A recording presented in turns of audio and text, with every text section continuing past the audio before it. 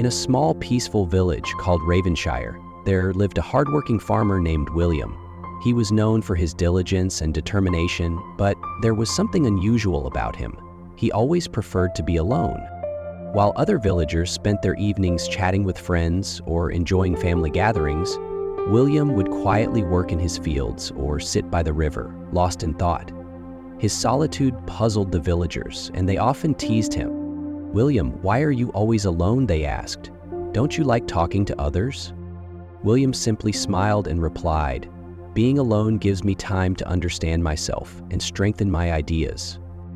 But the villagers did not understand. To them, a person who avoided company was weak and incapable of facing life's challenges. One year, a terrible storm struck Ravenshire. Furious winds and heavy rain battered the fields, leaving a trail of destruction behind. Many farms were ruined, and William's land was no exception. His crops were completely destroyed.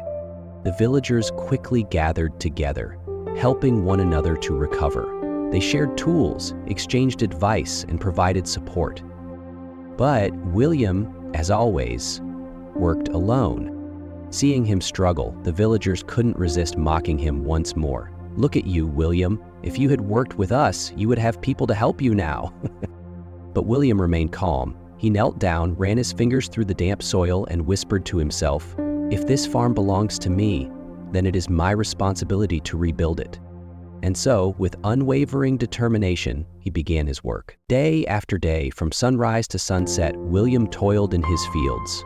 He tilled the soil, carefully planted new seeds, and planned for the future. Some villagers laughed at him. "He's stubborn," they said. "He'll never make it on his own." But others began to see something different in him. His persistence, his quiet strength, and his unshakable focus made them question their beliefs. One evening, as they watched him from a distance, an old farmer named Edward spoke up. "William is not alone," he said. "He has his hard work, confidence, and patience by his side." The storm eventually passed, and the sun returned, shining down on the village. Slowly, new life sprouted in William's fields. His crops grew stronger than ever before. When harvest season arrived, something incredible happened. William's farm produced the best yield in the entire village. His crops were healthier, richer, and more abundant than anyone else's. The villagers were stunned. How could one man achieve such great success all by himself? They wondered. Instead of boasting, William gathered the villagers and spoke with a calm voice. "Being alone does not mean being weak," he said. "It means I have taken the time to know myself and recognize my own strength.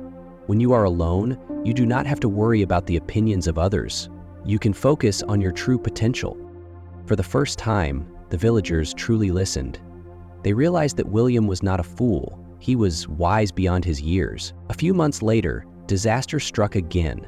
A severe famine spread through the village, leaving many farmers without food. Their harvests had failed, and they had no grain left to feed their families. But William had prepared. He had saved a portion of his crops, anticipating that hard times might come. The same villagers who once mocked him now came to him, asking for help. Without hesitation, William shared his food with them, but along with his generosity, he offered them wisdom.